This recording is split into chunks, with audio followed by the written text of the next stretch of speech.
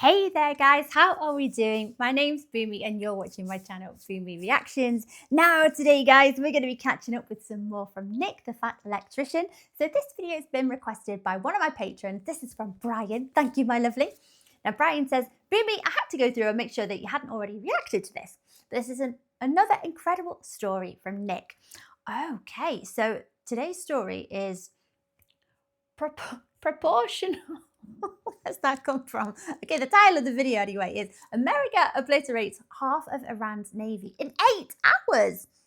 Operation Praying Mantis. Okay, so what's this on the thumbnail? Proportional. Destroying half of Iran's naval fleet in a work day. Oh my gosh. Okay, so there have been ongoing tensions between the US and Iran for decades now. I don't pretend to know the full ins and outs of, the escalations, what the original reasons were for the conflict. Okay, I just know it's there's been bad blood for a while. So let's catch up. I'm sure Nick will explain all of everything I'm not sure about. And as ever, guys, if you are enjoying these reactions, don't forget to like and subscribe. Thank you so much, my lovelies. If you're interested, I have a Buy Me Coffee account. That link is over here. And if you would like to help support my channel any further, I have a Patreon account. Yes, I do. And if you want to check that out at all, that link is in the description below there. Okay. Ah, yes, the time that the U.S. Navy got upset and destroyed half of Iran's entire naval fleet in a single 8-hour workday.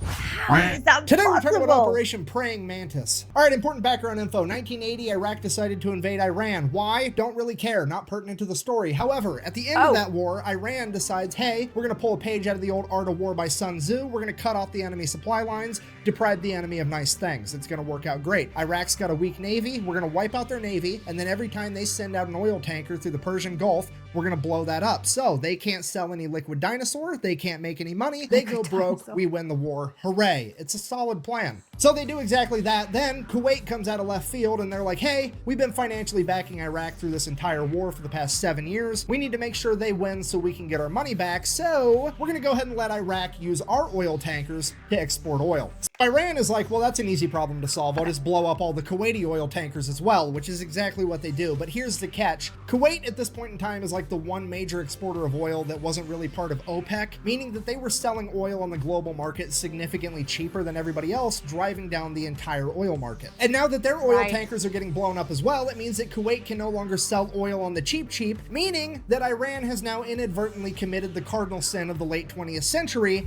raising gas prices. Now the entire Western world looks over at the Persian Gulf like, the fuck? The ghost of Sun Tzu's sitting there shaking his head like that's the one exception. I would have messed with any supply line except for that one because we all know what happens next. Yep.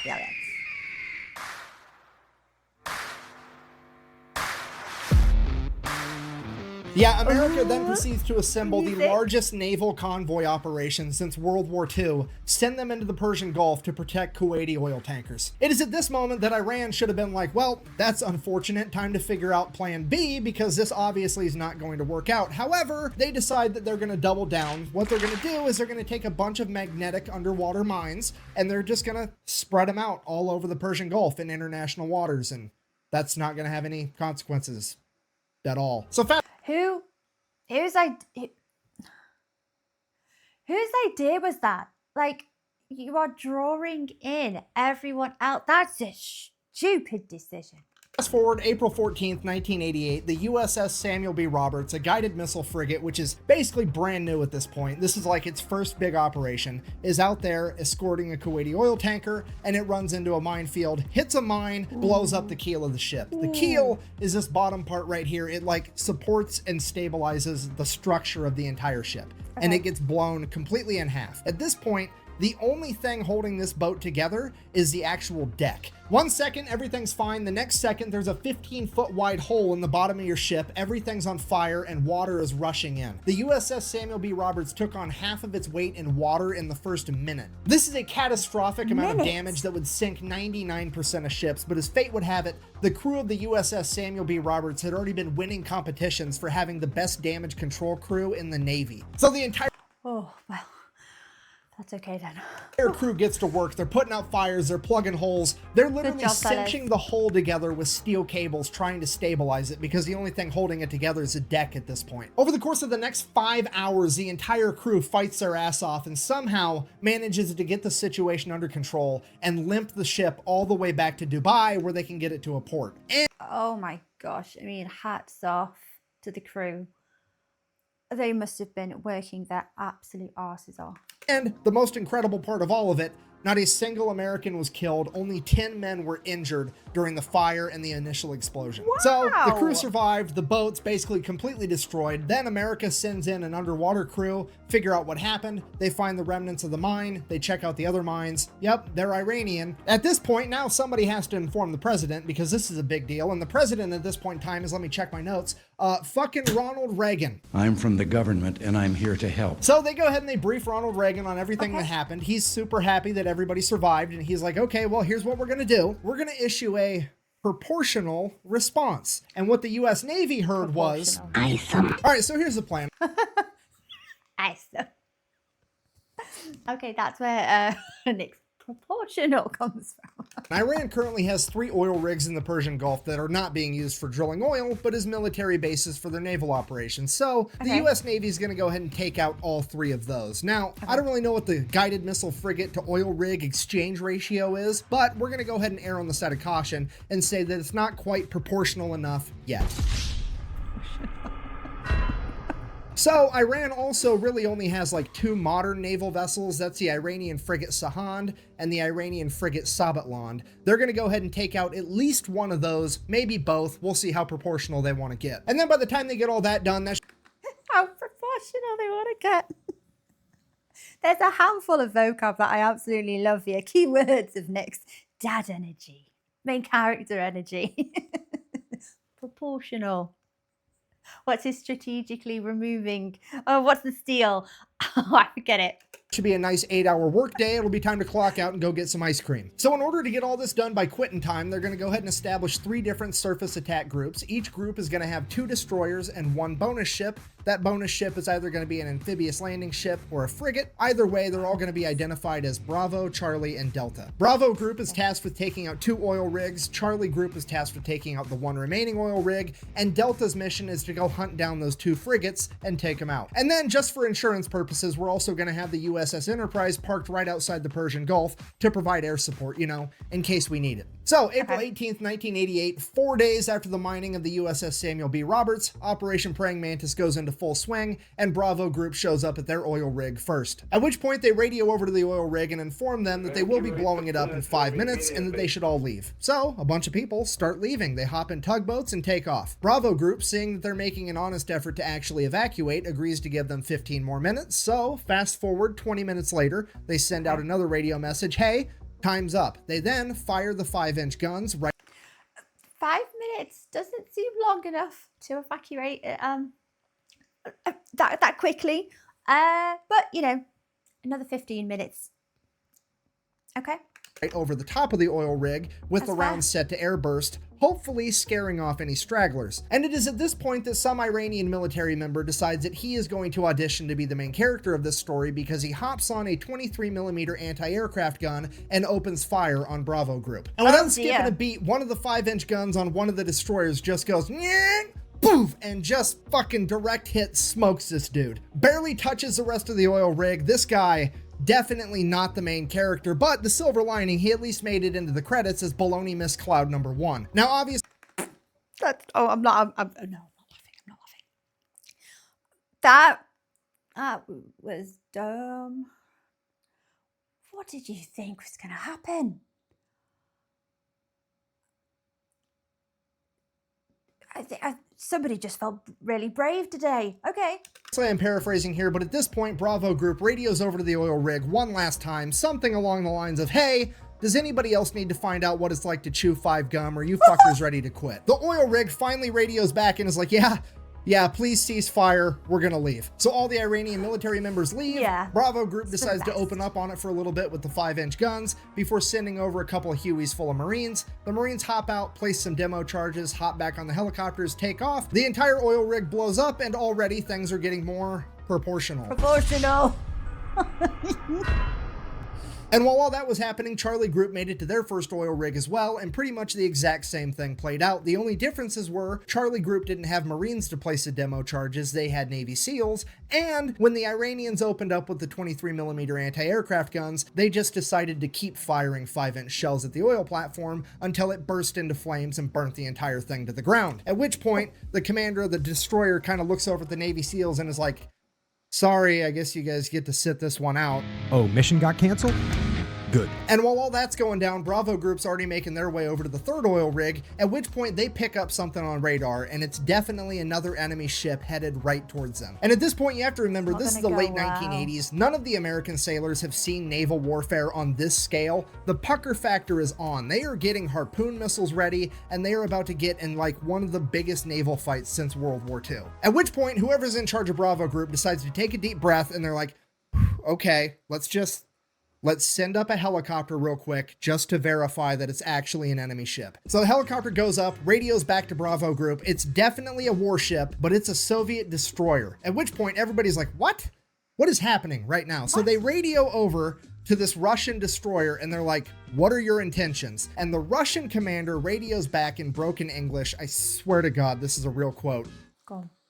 "I'm just here to take pictures for history. Look, I know that I bash on the Soviet Union and communism every single chance I get, but this time around, I got to give it to them. These guys know how to party. Just straight up rolling into the middle of the largest naval operation since World War II to eat popcorn and watch.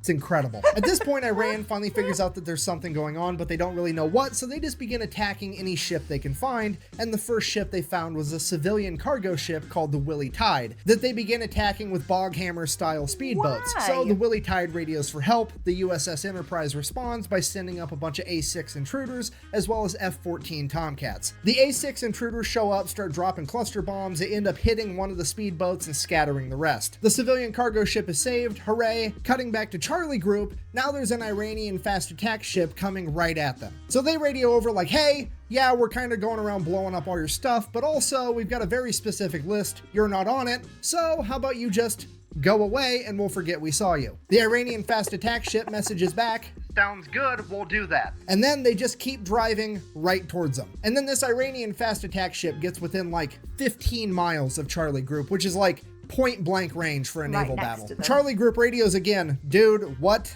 are you doing? To which they respond, I'm following orders. And then they proceeded to lock their radar on Charlie Group, which Charlie Group can see. At which point Charlie They lied.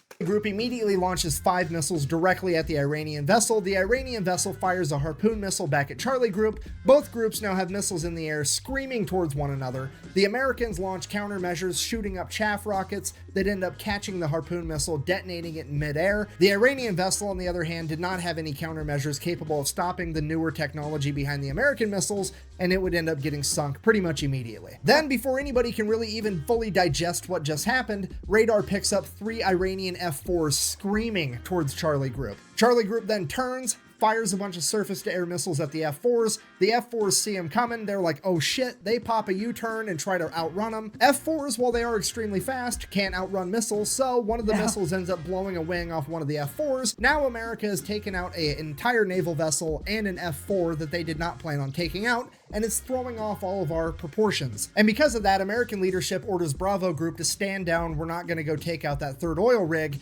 And right as soon as that order gets given out, Delta Group chimes in, is like, hey, we found that frigate we were looking for. So now nobody knows what to do, because on one hand, things are already getting out of control, but on the other hand, we really want to take out these frigates. So that escalated quickly. I mean, there's been hostilities. You know, it's always going to escalate things like this. What were they thinking? American leadership decides, well, we might not even have to make a hard decision. Maybe that's not even the frigate and the radar's wrong. Why don't you go ahead and send a couple of A6 intruders over, do a flyby. They can verify that it's actually this new modern frigate. And if it is, we'll make a decision from there. Or so they thought, because the A6 pilots are about to decide that they are in fact the main characters of this story. You see, the USS Enterprise and its aircraft aren't really supposed to be doing a whole lot. They're more or less just there for insurance. In fact, they're only allowed to engage the enemy under one of 2 conditions. One, the President of the United States signs off on it, which is actually what happened with the speedboats earlier, or two, they get fired upon first. So they got told to go fly by this boat to verify that it is in fact the new modern frigate, but they didn't get told how to fly by the boat, so they drop down 50 feet above the water and just gun it, and they buzz the entire ship. So the ship opens fire with its AA guns, but these planes are so low to the water, the AA guns can't actually aim down low enough, so all the anti-aircraft fire goes right over the top of them. They continue to stay low enough till they get out of anti-aircraft gun range, and then they pull up, at which point the ship launches a bunch of surface-to-air missiles at them. They drop chaff as a countermeasure, takes care of those, no big deal. They then go around, do a U-turn, send a radio message to this frigate, "I'm going to sink you now," which they can now legally do because remember, the ship fired on them first. Yes! Victim to one of the classic blunders. So the A6 fires an anti-ship harpoon missile, and the second they pull the trigger on that, the fire control team from the USS Enterprise is like, "What the fuck are you doing? We're not supposed to be killing things yet." And the A6s are like, "Look, they fired at us first. Them's the rules." And the USS Enterprise is like, "Holy shit, okay, I guess. Let them have it." Then the harpoon missile finally makes impact. It's a bullseye. The A6s do a U-turn, go, drop another 500-pound laser-guided bomb right through the deck of this frigate, fly past it, do another U-turn, come back, drop a 1,000-pound bomb on it. Then they radio over to the Enterprise and like, "Yeah, it's definitely gonna sink. We're gonna head back." So the A6s take off, headed back to the Enterprise, and like 5 minutes later, Delta Group shows up with their warships and begin firing on the already sinking frigate. They hit the magazine, the frigate explodes, rapidly sinks to the ocean floor. At this point, naval leadership is like, "Okay, Jesus Christ, everybody stop killing things. We need to figure out what all happened. We got to keep this proportional." Guys, keep it proportional. Let's take a breath. We round up our thoughts. Remember. Proportional.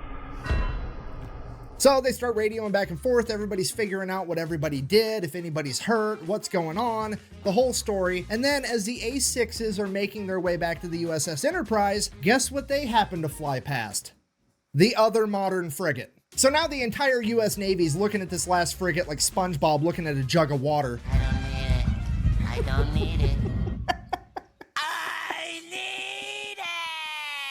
But also, like, realistically speaking, the A6s are pretty much out of ammunition. The only thing they have left are 2,000-pound bombs, and those just aren't going to be enough by themselves without a harpoon missile to take down this ship anyways. Okay. So they really are just going to fly by and verify that it's the modern frigate. So the A6 Did they? intruders go ahead, they do their flyby. It is in fact the new frigate that they thought it was, and it does in fact open fire on the A6s. A6s make it out completely unscathed, at which point they pop a U-turn, and one of the A6 pilots is like, It's the bullseye womp rats in my T-16 back home. So the A6 pulls up, gaining out. This is literally like the scene of just that tiny, weeny little target in the Death Star.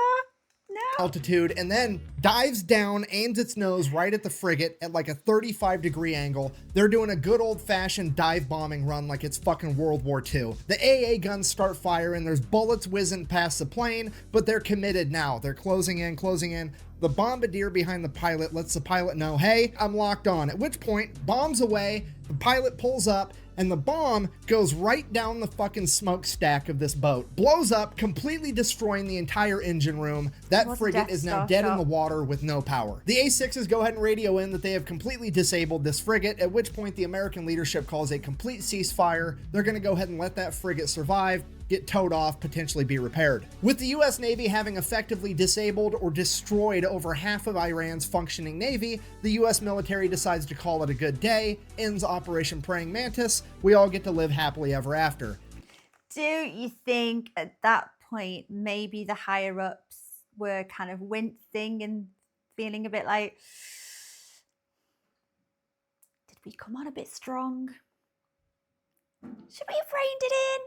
I mean, you know, if Iran's opening fire, what do they expect? Except later that night, Iran decided that they wanted to fight a little bit more, and they launched a bunch of Silkworm anti-ship missiles at American vessels. Luckily, no Seriously? American vessels were actually hit. However, this is now a huge political problem because America has been mad at the fact that Iran even had Silkworm missiles for years at this point, and the American government has made it very clear to Iran that if they ever used them, they would be going to war with America, period. That's set in stone. So the Reagan administration, not wanting to kick off World War III in the 1980s, reaches out to the Iranian government and is like, here's what's going to happen. You're going to go ahead and admit that that was an accident. I'm going to sweep it under the rug and we're never going to talk about it again. Because if this makes headline news and the American people find out, I'm going to have to get real proportional around here. So Iran's like, okay, fine, whatever. It was an accident. Let's sweep that whole thing under the rug. But I am still going to take America to international court to try to prove that it was a war crime to take out my oil rigs. That way I can get reparations and make America pay for it. So they... But America are acting in retaliation to an escalation by Iran and the mines in international waters. You can't do stuff like that without pissing someone off. You can't. What did they think was going to happen? I believe that they were quite the bully in these waters during this time era as well, like harassing neutral vessels. And what do you expect when you're going to bully everyone else? There's always a much bigger bully willing to, start on you. They go to international court, they lay out the case. The international court is looking at America like, okay, well, first of all, you're the fraction people. I don't know how you think that this is proportional, but it definitely wasn't. Second of all, according to the Amity Act, you absolutely should not have attacked their oil rigs. This is probably a war crime. At which point the representative for America is like, well, actually, if you read the Amity Treaty between Iran and the United States, it only talks about ships and boats. It don't say shit about oil rigs, meaning I wasn't obligated to not attack those oil rigs. At which point the court is like, hold on. Someone get me up that contract. Let's have a look. He's right, son of a bitch. Okay, well, I guess America's innocent because I've said it once and I'll say it again. It's never a war crime the first time. And now for the best part of the entire story. America now proceeds to go over to Dubai, pick... That's the first time I think I've heard Nick say that. It's never a war crime the first time. Once you've had your warning, though, then it does become... Okay. I mean, that's fair, I think.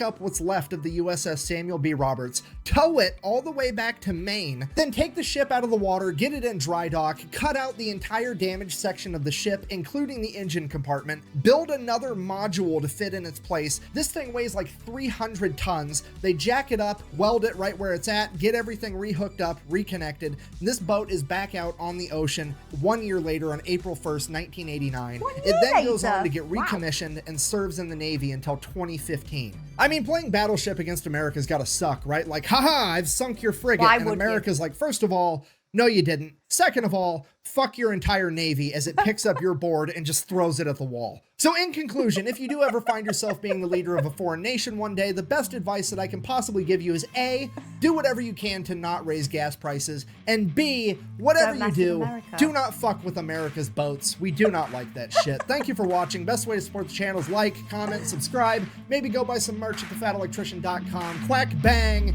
out. Quack bang out. Any more words on that, Nick?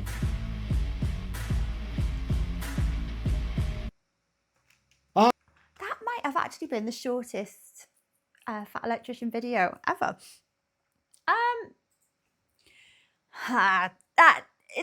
It's a tough one. I kind of feel like the aggressor here is obviously Iran. Like I say, guys, don't jump on all at once. I don't pretend to be knowledgeable about this. I've been educated by Nick. I can only go from what the Fat Electrician tells me here. And it sounds as though the aggressor was very much Iran. And there's been retaliation by the US. It's just that retaliation was maybe not proportional. That example at the end there that Nick said when you're playing Battleship with the US, that's it, and they get up and smash the board at the wall. That's kind of what happened here. Well, if you don't like how proportional the response was, maybe don't cause it. Maybe don't poke that bear. I mean, we're all thinking it. That escalated. That got real out of hand real quickly. But it did. Am I right in thinking that it did prompt the ceasefire or the end of the Iraq-Iran war? So, you know, that's good. Proportional. Oh my gosh. Guys, I hope you enjoyed watching along with me. Take care of yourselves, and I will see you next time. Bye-bye.